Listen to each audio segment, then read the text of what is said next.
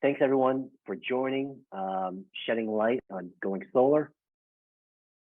This is a very exciting time to be doing this kind of work. And if you're a nonprofit on the call, most of you are. There's a few developers and contractors on the call as well. But there's lots of changes happening. And with the tax credit and policy, we're going to touch on that just a little bit. This is not the webinar where we're really going to dive deep into that at all.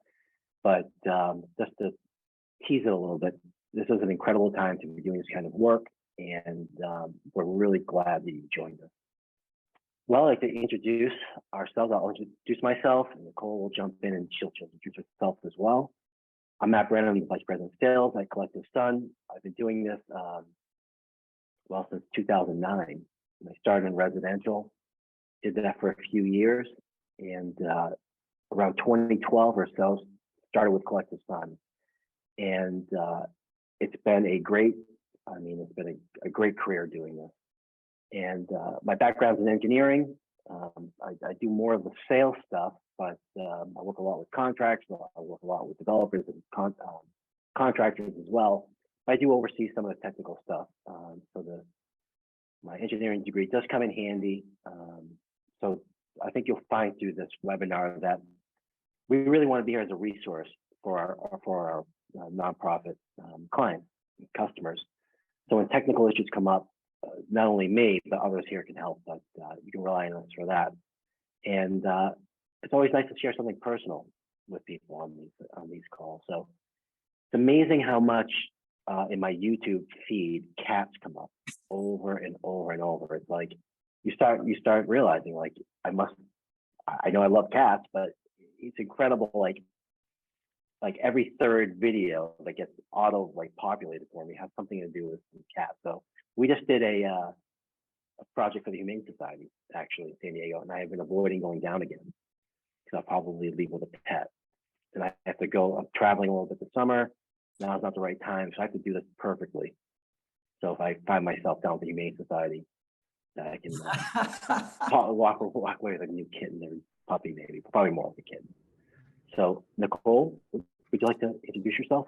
Absolutely. So I'm Nicole Withrow. I'm an account manager with CollectiveSun. I have been working with CollectiveSun for almost 4.5 years, and I have the privilege of talking with nonprofits at various stages of their exploration of solar on a daily basis. So I really am in love with my job so much that I do indeed have a solar inspired license plate. We'll keep the details a secret, but I am pretty excited about what we do here. And it's great to be able to go to work and be passionate about what you do. So with that, Matt, I'm going to go ahead and request that you advance the slide for me, and I'll kind of take it away. All right, so this webinar is intended to provide not only some useful information, but also some inspiration for solar advocates nationwide, exploring the idea of going solar for their respective nonprofits. And we'll kind of kick it off with a little bit about CollectiveSun, who we are, how we can help. Also, we want to help solar advocates kind of figure out how to find the yes within your organization. So as an advocate, you're doing all the legwork, you're leading up to a successful presentation with your boards, your committees, your congregations, and it's vital that you get that internal support for your project. So we'll talk a bit about best practices to set you up for success so that you can get that internal buy-in on going solar. We'll also talk about finding the easy button to simplify what can be, doesn't have to be, but it can be kind of a confusing, could be overwhelming process. And we just want to let you know that we're here and it doesn't have to be that way. All right. Next slide, please. We'll kick it off with who is CollectiveSun. And we'll go ahead and go to the next slide, please. CollectiveSun is a solar finance company that specializes in helping nonprofit and tax-exempt organizations nationwide fund solar projects. And to date, over 190 nonprofits across 24 states and counting have gone solar with CollectiveSun. So we like that statistic. It's growing every day. We do have experience here, so you can imagine we're very familiar with the opportunities and the obstacles. that you face as you take on the role of solar advocate for your organization.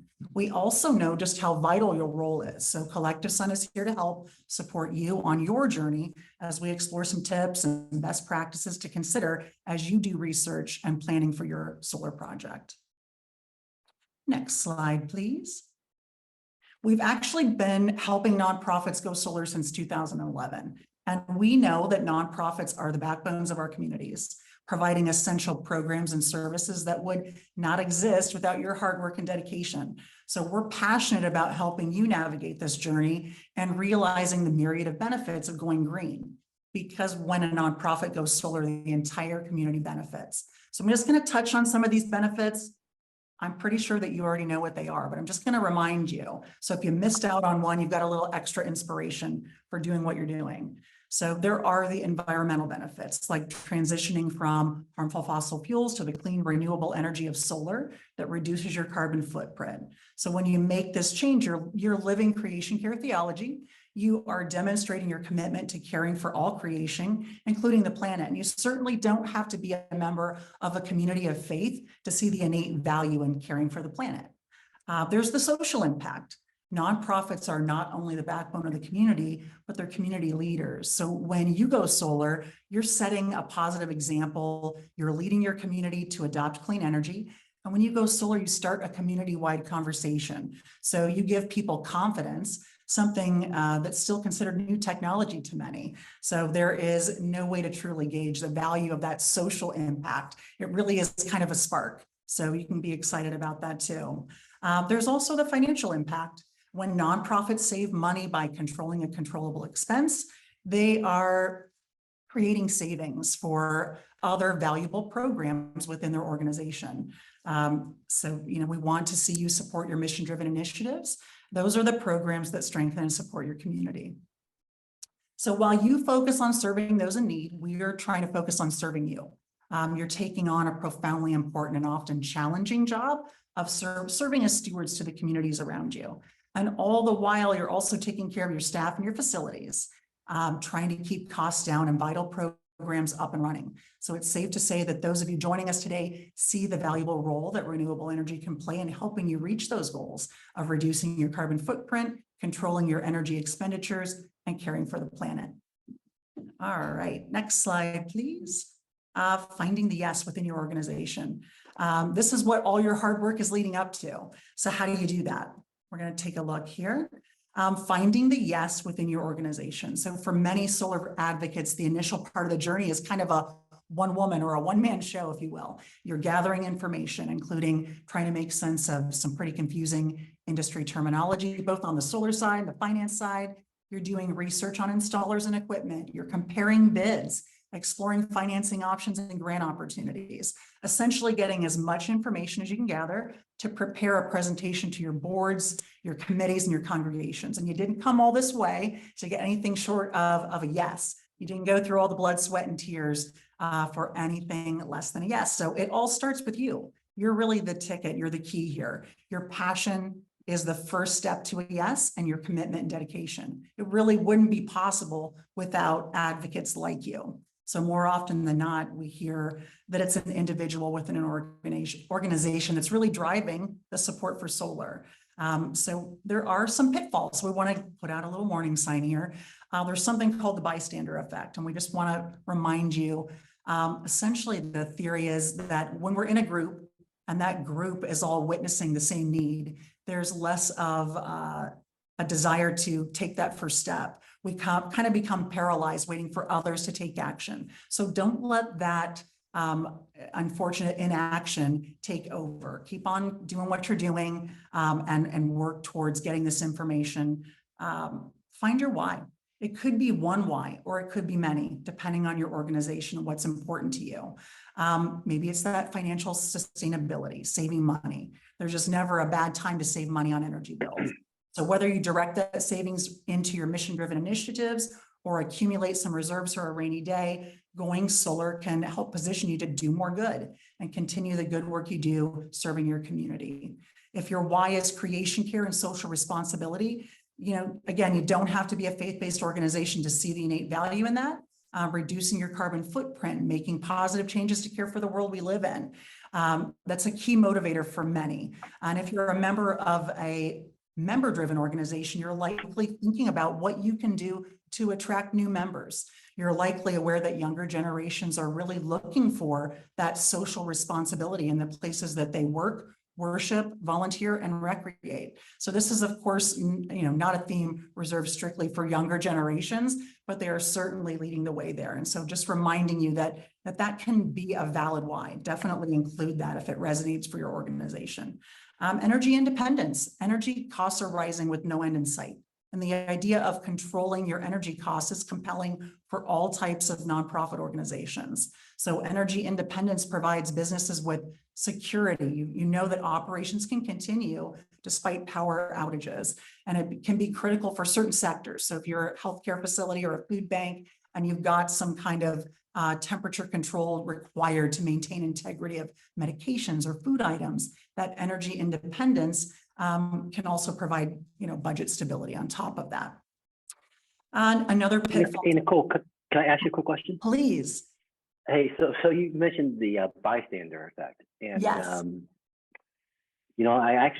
I haven't thought that much about that. Yeah. So I think that's a really important thing, because we've said many times our biggest competitor is apathy. Yeah. People don't. It's not really what the bystander effect is, but you think maybe somebody else is going to do it, and does nobody really take that leadership role in some cases. And I can tell you, in the 10 years that we've been doing this, we have nonprofits that we talked to 6 or 7 years ago, and it just never got enough traction. It's like we almost got there, and it's that I think that's for us has been the biggest challenge, because nonprofits, in all organizations, they have limited resources, and we can help move these projects along. I mean, we've worked with over 100 contractors across the country, right? We've talked with hundreds of them, right? So we know this process, and that bystander effect is really kind of intriguing. It's like identifying that one or two people who are kind of the internal champions. It's not always the executive director, right? And we really want organizations to rely on, lean on us when they need help, because, like I said, after doing this for 10 years, you see these projects that they start and stop. And we're going to talk a little bit about the policy changes, with all the tax credit changes, how it's impacting everybody. But boy, the time is right now. I feel like, and we've got the biggest climate bill in the history of the United States. It's going to be signed into law very soon. It's an exciting. I'm going to pay closer attention to that bystander effect and really identifying that. Right. That's pretty cool. It is pretty cool. And the other, it kind of ties into the other kind of pitfall to watch out for, which is decision paralysis, where either it's too much information or there's this fear of making a decision for your nonprofit, and maybe you don't feel that you are well enough informed to make that decision.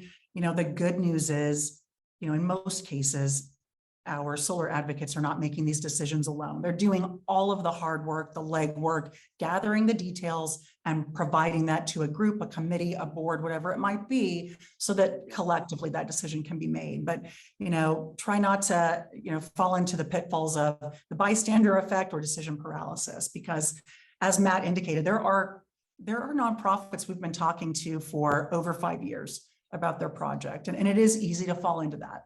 So just some things to be aware of and to keep an eye out for. And then just to remind you that there are seasoned professionals at CollectiveSun that can support you and help you navigate the complexities of going solar. All right, next slide, please. So for all the solar advocates out there looking for some guidance, and the best, or rather the first thing I would recommend is that you research some solar companies that service your area and have commercial experience. Look them up on Google, Yelp, Better Business Bureau. Try to find companies with at least a 4.5-star rating. That would be the suggestion as a best practice. Look up their state license board contractor license to make sure that it's valid. A lot of times they'll have it on their websites. You can just look there, you can search their name. Get competitive bids. It's not one and done. You want to look at multiple bids from installers that you have vetted. The kind of the go-to is 3, but it should be at least 3. If you want to get a few more, there's nothing wrong with that. You want to request in-person site visits from the solar companies during your bidding process. So solar companies should come out and take shade readings and measurements of your roof if it's going to be a roof mounted system. And then before you have your site visit, there's a little bit of homework you can do to prepare for this. So identify your goals and concerns for the solar system. And if it's possible, include the organization's decision makers in this kind of prep or homework conversation. What's your goal for the system? Are you trying to offset 100% of your energy needs? Are you trying to avoid grid outages, or you want to be a resiliency hub, something of that nature? Identify those so that you can communicate it to that installer. What is the desired type of solar system? Where do you want to put it? Is it going to go on the roof, on the ground, in the parking lot where they can put carport mounted structures? Do you know your organization's budget for going solar? So, really make a list, do this homework ahead of time so you're not caught off guard when you have your site visit or when you're talking with installers. And then, if you're considering storage, energy storage, how important is backup electricity to your organization? Are you interested in storage, even if it won't pay off financially? These are good questions to ask your group and kind of just get that homework out of the way before you start engaging installers. If the solar is going to be installed on the roof, do you need a new roof? Maybe just need a roof repair. What's the age of the roof, the condition of it, and what is the warranty that's remaining on that roof? I think that, Matt, any other kind of tips as they prepare for a site visit that you would recommend? No, I think you covered almost all of it. I mean, I was just thinking, do we have that as a list? We should probably start providing that to people. Yeah, we do. We're good like that. Good. So we can provide that. The other thing to consider is if there are any major changes in the use of your site that might impact your energy usage. So if you're going to expand your building, or you're going to add AC units, or you're also you've got another committee that's putting in an EV charger or 2. These are all things that are going to impact your demand. If you're converting to LED lighting, it might scale the need back a little bit. So there are things that could increase your usage and things that could reduce it. So talk through all those things and really know where you're going, because there's nothing worse than getting that solar system up and then determining later that you needed one that was considerably larger. So good to plan ahead, prepare, and talk to your group, do that homework. All right, next slide, please. So one of the things that I love most about working with nonprofit organizations is the people. I have the pleasure of encountering every day through different volunteers that work for nonprofits. Everybody is amazing, dedicated, resourceful, and passionate. I can say that without a doubt. And I know that you don't need us to sell you on the idea of going solar. I would say more likely what you need is some technical support. So one of the things that CollectiveSun can do is help you vet installers and equipment choices. We can help you compare bids and proposals. Are you looking at apples to apples, or are you looking at apples to pineapples? Because it can really get complex. So we're here to help with that technical aspect. We can also perform technical reviews of your solar project, we would essentially sanity check the proposals you're receiving. So it's nice to have an independent third party taking a look at that and letting you know what we see. We can also prepare solar financial calculators to help you identify the financial metrics, like your estimated year 1 savings, your lifetime savings numbers, so that you have what you need when you go into these meetings with your boards and your committees. So regardless of your key motivators for going solar, everybody wants to know what it's going to cost and what it's going to save, and we can help you with that. I was gonna say, I was asked to sit in briefly on a board meeting for a nonprofit that's looking, they're going to do solar at some point soon here. But they basically asked, after everything, what does it cost and what are we going to save? So, after all this work, they're 50, 60 pages of proposals, summary, cash flow analysis, and charts and everything else. Right. Instead of sending them a spreadsheet on Google Sheets, it just said condensed summary. we boiled it down to the cost, to the savings, and then now there's going to be a new incentive with the government, but it boiled down to that, so keeping it simple, that's exactly what they wanted. Do the same thing tomorrow with another nonprofit. We've done all the analysis, we've done all the site visits, we've been out there with the contractor back and forth. Then it boils down to keeping it very simple. So I think we do a good job of handling those complexities. I agree 1,000 times. Yes. At the end of the day, you distill it down to the essentials, right? Yep. So my final suggestions or recommendations to prepare our solar advocates for their presentations is be concise, just as Matt just said. Identify the costs and savings for going solar, state your why or your list of whys, and let your confidence and passion shine. And then it's time to celebrate the yes, for sure. So with that, I pass the baton on to you, Matt, so you can share your thoughts on finding that easy button. So, with this idea of the easy button, we call these solar installations, but you install a lighting fixture. You don't really install a solar system. They take some work. These are construction projects. So we've learned over this decade of doing our best to make this easy. But make no mistake about it, it is a construction project. But I think we've done a very good job, Nicole, over the years of really boiling it down to the essentials. And in all these projects, we take on that burden. So it's financing. How are you going to pay for it? Some organizations come with cash reserves. They've already identified a lender, but that's a huge part of it. You can see that we put a bunch of it, things that you have to consider when you do a construction project like this. Financing is a big one.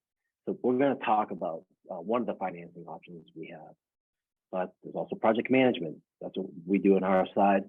And there's a process of getting all these bids, right?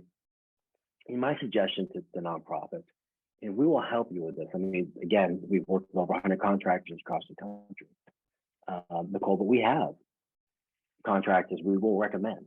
Absolutely. Right? I mean, if you're, we've worked across 20 states, so we already know, who we like. We've worked with some great contractors across the country, and some not so great ones. I mean, they're not. We've learned in 10 years who was good and who's not. Overall, they've been all very good, though. I have to say. Yeah, we've been very lucky. Listening on the call, that you probably have the same experience. Right? You learn as you go, so we can make recommendations there. And we have a very defined process of how when we get from initial quote to permission to operate, which is what you get from the utility. Say, hey, turn this thing on. We have some unbelievable financing. I mean, it's really, I believe, the best kept secret in the industry. So just to, we have a number of different financing packages. And I want to mention on the call that just in the last week, the largest climate bill in the history of the United States was part of a package in the Inflation Reduction Act, but the climate portion is the biggest climate bill ever to pass. And the House should hopefully pass it tomorrow. Doesn't look like there's anything getting in the way. And it should be signed, the bill should be signed into law very soon. This opens up a ton of possibilities for nonprofits. And I use nonprofits broadly. So communities of faith, service organizations, but also just, government and tribal. All of these are going to benefit from what's happening, and increasing the tax credit being bumped up from 26 to 30%. Now, we've always helped nonprofits access this tax credit that otherwise just left on the table because they are a tax-exempt entity. But there's a provision in this Inflation Reduction Act that says if you are a nonprofit, there's something called a direct pay option, so you can get a check from the government, presumably the Department of Treasury, for 30% of the total cost. It's unbelievable. Now, the rules of how this all comes together is going to take 6 months of when you'll get the check and what the rules are to make it, what you have to do to apply to get it. But it's coming your way, and that is a gigantic change, and it's going to make solar for tax-exempt entities much more compelling economically. One of our financing options is our Sun for All solar fund, and you said the best. I said the best kept secret in the industry. We have slowly deployed about $5 million in loans, of low interest loans to nonprofits, all in California at the moment, but we are opening it up nationwide, and we have a much larger commitment to do more loans across the country. And it's not just a low interest loan. I mean, it's much more than that. Nicole, there's a list there, but you want to talk a little bit about some of what makes Sun for All different? Well, one of the things that nonprofits really appreciate about this particular loan is the underwriting is really nonprofit friendly. It's not a bunch of fiery hoops to jump through. So the paperwork is very easy to manage. There's obviously the low interest rates, like that's kind of where you start. Like that's exciting, but other than that, there are literally no fees currently with that loan. So there's no compounded interest or anything like that. Folks appreciate that. Obviously, we know the terms of the loan can change at any time. So if that is updated at some point, currently that is the way it is. No application fee, easy. The approval process is also quite straightforward. So I think people really appreciate that as well. Yeah. So thank you, Nicole. I mean, Sun for All is designed, with us, but in partnership with a family foundation, Bequest. So it wasn't designed by traditional lenders. I mean, we had nonprofits in mind. We want to do projects that are mission aligned. So I'm gonna talk about, we'll talk about that a little bit, like what kind of projects are we interested in doing? But all these things you see here, no collateral beyond the equipment, no payments. I mean, there's a payment holiday during construction, right? So I think it takes 9 months to build, a year to build from the day you sign the contract in a lot of cases, particularly in California. You're not making payments on that. Right, they get to see savings first. That's really exciting. It's like bridge financing built in. I mean, it's great. Easy to apply for, and now it's not for all nonprofits. We're going to talk about who qualifies, but it's easy. It's just calling us, and we can tell you if we think it's a good fit, and then we'll take it to the next step. But it's hard for traditional lenders to compete with this kind of financing, I can tell you that. So these are some of the projects we've done. Like I said, these are all in California so far, but we're opening up nationwide. We haven't done a huge announcement on this. And imagine you can get a low interest loan, a very easy approval process, paid off at any time without penalty, no collateral outside of the equipment, and you can get a check from the government for 30% of project cost. It's a great, it's a great combination. Now we have other financing options as well, but we want to specifically highlight Sun for All. So if you're a nonprofit, we hope that you'll rely on us because we can help kind of guide you in the right direction at no obligation, of course. There may be some other lending options that might be a good fit. You can see here some of the projects we've done. United Way, Habitat for Humanity, Vista Community Clinic, and San Ysidro Health are medical centers that will really work with anybody at any income bracket. I mean, they really, help low to middle income families. So that's really the theme of Sun for All. They're looking for mission alignment with the nonprofits that are working with communities of concern, maybe low to middle income families, things of that nature. So broadly speaking, that's what Sun for All is. Kind of projects we're looking for. So if you find yourself, if you're that kind of non-service organization, we'd love to hear from you and see if we can help. Anything you'd like to add there, Nicole? No, I think you were an ace there, Matt. You did a great job summarizing that. It's an easy fun to talk about. Yeah. Sure. Nicole, next steps. I mean, we get calls from contractors and we get calls from nonprofits typically, right? Absolutely. And nonprofits, some are at the finish line. Yeah, some are at the finish line, some are at the beginning, some are literally square in the middle. So it's all right wherever you are in your particular journey. In my mind, the next step is always, if you're needing some support, just reach out. We've got our numbers there, our emails there. You can go through the website and just, get in touch and let us know how we can support you. Yeah, and there are some contractors on the call. So sometimes they have projects they're just starting to look at, or their projects are at the finish line. Traditionally, they've always wanted help with the tax credit piece, and people are still going. That's actually one of the questions on the tax credit with this direct pay option. I think we'll move into Q&A in a second. Probably talk some questions on that. So contractors, wherever you're at in your project, feel free to reach out to us. You have our contact information there. We can set up a time to chat. Nicole, I think we should probably we have some questions. Spend 10 minutes answering some questions. Yeah, sure. I'll ask you. Some of them I will answer myself, and others I'll ask you. Very good. So, I mentioned I like cats at the beginning here. Somebody said, if I mention cats, I get a copy of the list, the pro tips list. Yeah, we'll give you the pro tips list, whether or not you mention cats. Don't worry about that. But that was one question. So Nicole, there's a church. They're going to finance the project themselves, but they've learned about it. It says here they know about the direct pay option. Can we help them with that? Yeah, obviously we need to see what happens in the House and determine how things will proceed with direct pay, but really you can monetize that directly.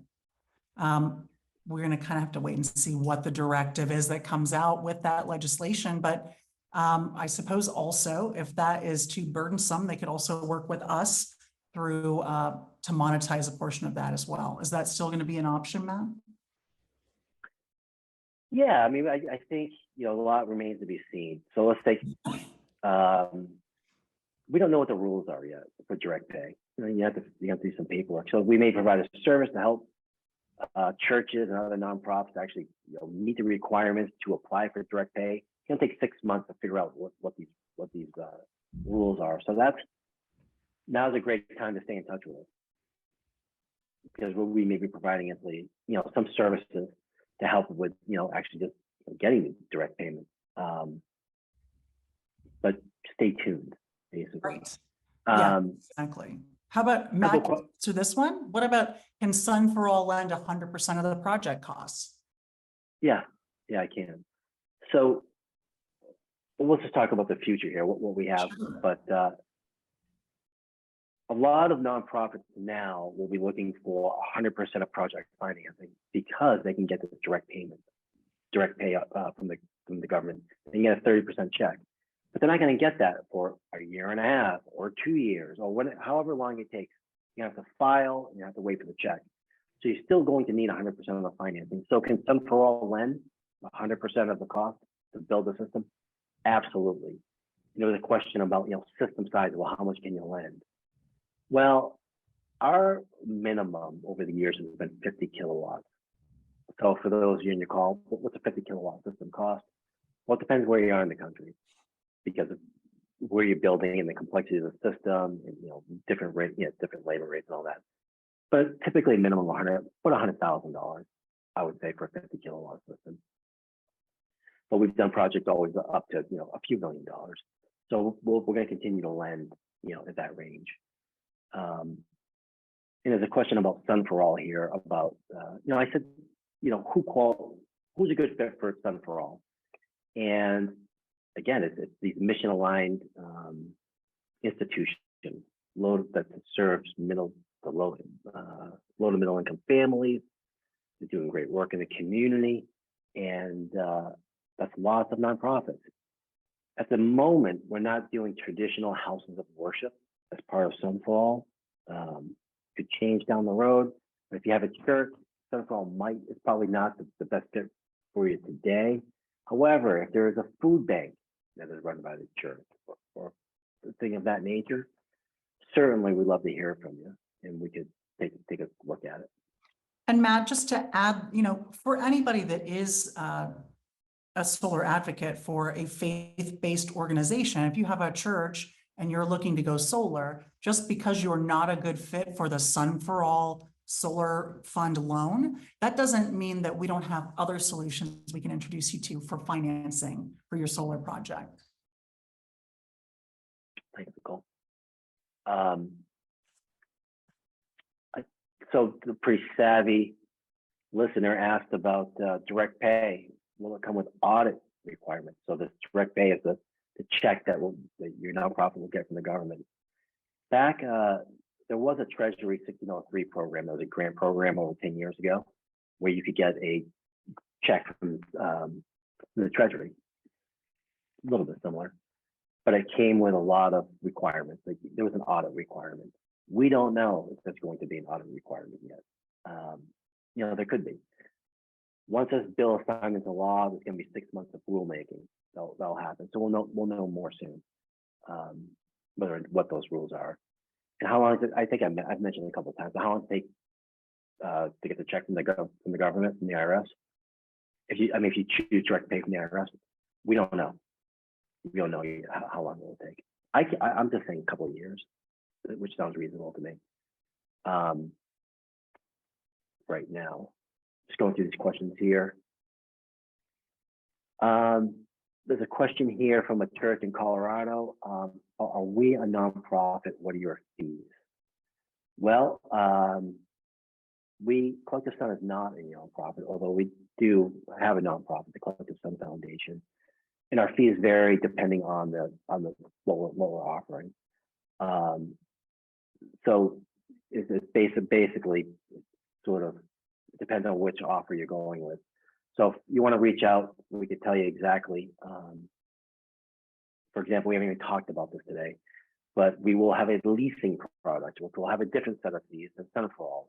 It's going to change depending on what the product is. But our goal all along has been to make solar affordable to nonprofits. So we try to minimize the fees where we can, but it will be different depending on the product. Is it possible in the future that Sun for All could provide loans to churches? So sure, there'll be different. Yeah, there's going to be different impact investors over the as this grows. This is a program, like I said, we've done $5 million in loans. We've done $65 million in projects, but provided loans of $5 million directly from us to those. That will grow. There will be other impact investors with different, they'll have a different focus. So and I'm if not saying no. On the call is or knows someone who is an impact investor that wants to connect with us to provide loans for churches going solar, don't hesitate to reach out because we can help with that. Someone asked if it costs to get information from us. No, we really want to encourage people to reach out. And we can send you back a link. You can schedule a time to chat with us. And we'd be happy to talk. No obligation with anybody. We're doing a lot of that right now, actually, because a lot of people have questions on this direct payment. See anything else here, Nicole, that I do not. I think we covered everything. Okay. I think so too. We work nationwide. There are tons of changes happening. Again, the Inflation Reduction Act has the climate portion of the largest climate bill in the history of the U.S. So if you're a nonprofit, it's a great time to be looking at this. And we'd love to help support it. Fantastic. All right. Thanks, Nicole. I think we'll wrap up and we'll send everyone an email. They'll have a copy of this. They'll have our contact information. Feel free to reach out anytime. Thank you.